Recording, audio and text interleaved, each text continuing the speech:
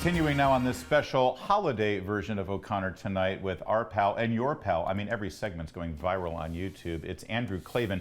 His brand new book, A Strange Habit of Mine. Get it if you haven't already gotten it. Going viral on YouTube. Well, that's the last thing you wanted, isn't it? I may already be a virus. I think you've gone viral in your own way.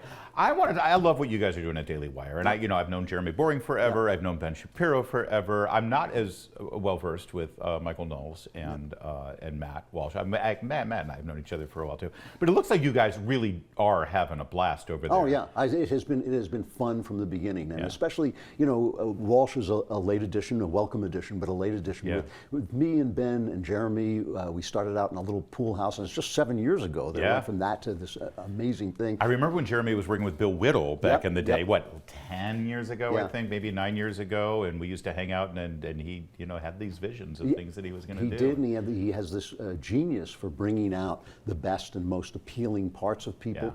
And Knowles came on very early on. He came on as my Twitter voice. He did my Twitter for me, and he did such a good imitation of me that seriously, I used to read him and think, oh yeah, that's what I sound like. I ought to remember this. That's great. He was so good at it. Well, he is an actor. Yes, that's right. Well, it's true, And we used to just stand around and argue. Half the time we were together, we would just stand around and argue about politics and about religion and all this. And this is why I want to throw a grenade into that happy little club that you've got, because one thing I don't get, you get it, and I get frustrated with your younger counterparts there at that table, is they don't understand the power of the video gaming industry right now.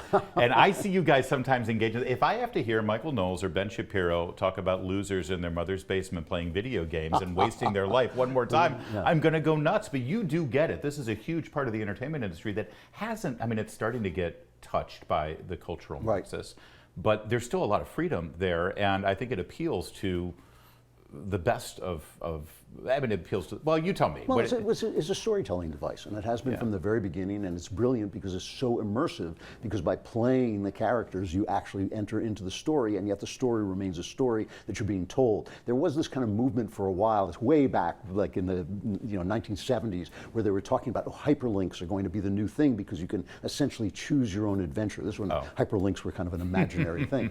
And a lot of video games were constructed along those lines, but in fact, people want to be told the story, and through video games you can actually live the story. Now, one of the things about American conversation that all my life this has driven me crazy is we talk about new developments in the most extreme form.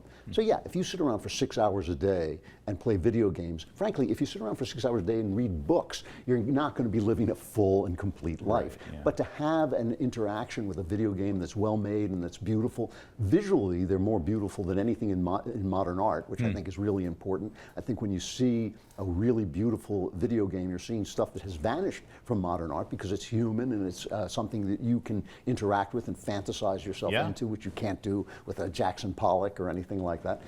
And I think that they can be very constructive and very beautiful. And again, they can be a waste of time. Of course, any work of art or any pastime can be. I do find them, well, they're certainly influential. If you look at how we watch a football game right now with the overhead drone cameras and things, that all came from video games because that's how we watch football on a football video game. But also in cinema, the devices that have been used in video games to tell a story, and some of the shots that they created within those boxes, you see them on the screen now. And now, I'm watching this, so far, excellent. I've just really started it with this excellent show, The Peripheral, which is based on William Gibson, who's written very brilliantly about the computer world even before it was there. And it's written by one of my favorite writers, a guy named Scott Smith, who I hate him because he left the world. He was writing wonderful novels and he left to go to Hollywood, and I've always resented that because his novels were so good.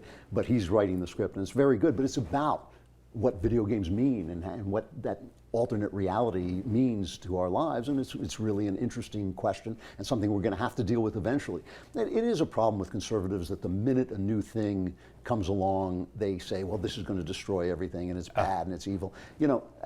Sometimes that's true, but I think with video games there have really been video games that are works of art, and hopefully it'll get deeper and richer as it goes on. I love gaming, and I've actually started a streaming channel on my regular YouTube channel. I'm now streaming games as well. Wow. Okay. And sometimes I violate your 6 hour rule because it's an escape. You know, Okay. sometimes if I'm on the weekend, if it's a Saturday, I have nothing. I can play for 8 hours. Wow, I can. really? Really? I absolutely can, because it is so immersive, and it is a great way to. You know, I put my phone down.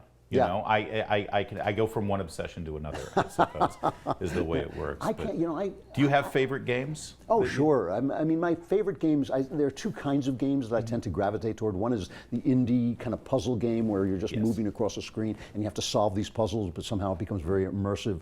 Especially like Inside was one that I really liked, where Okay. you're trying to escape from this kind of weird thing. And I like the suggestiveness of them. They don't actually spell out what the danger is. They're kind of just an amorphous, nightmarish But you know there's something bad. you know, something bad, and Yeah. there's Braid was a brilliant one. There's been some absolutely brilliant ones. And the other things I tend to like, I can't play first-person shooters anymore because they make me ill, because I'm just not good enough to control the two axes. But I love third-person action games. So God of War was one. Oh, and, yeah. the Gears of War, a lot of war in these things. But I do love those, and I wish they would bring back something like Prince of Persia and Uncharted, because I love those as well. Uncharted, oh yeah. Have you wanted to work on a video game? Have you been invited to work? went- No, because I- honestly, no. my biggest problem with the narrative-based games, Andrew, is the thing that you could fix, and that's Yeah. the dialogue. It's Oh, just it's awful. insipid. Yeah. The voice actors are great. Yes. Boy, talk Yeah. about a core of actors who do an incredible Yeah. job.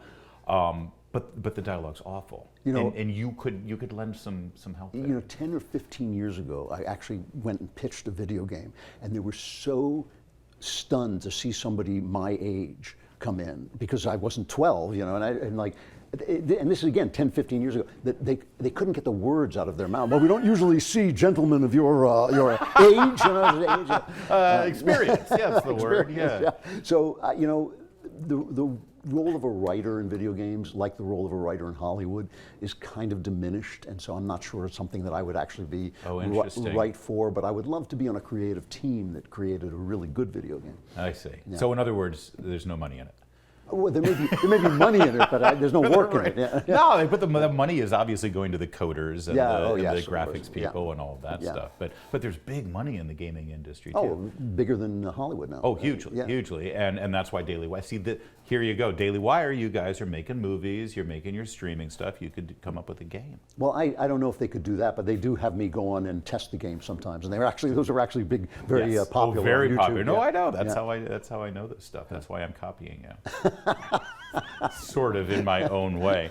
What else is happening though with the little clubhouse there at Daily Wire in Well, terms of? they are making a real push to start creating content, creating narrative content, Yeah. and speaking to the culture.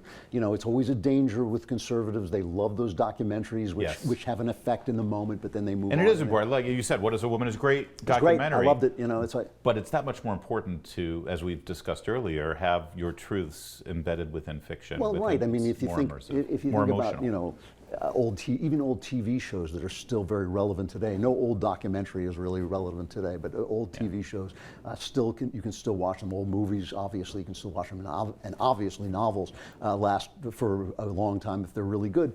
So hopefully they're going to be doing that. They are committed to it, and they mean it, and they are pouring money into it. Yeah. And it's just going to be a question of whether they pull it off, which is always the question. And that's why there should be 10 Daily Wires doing it.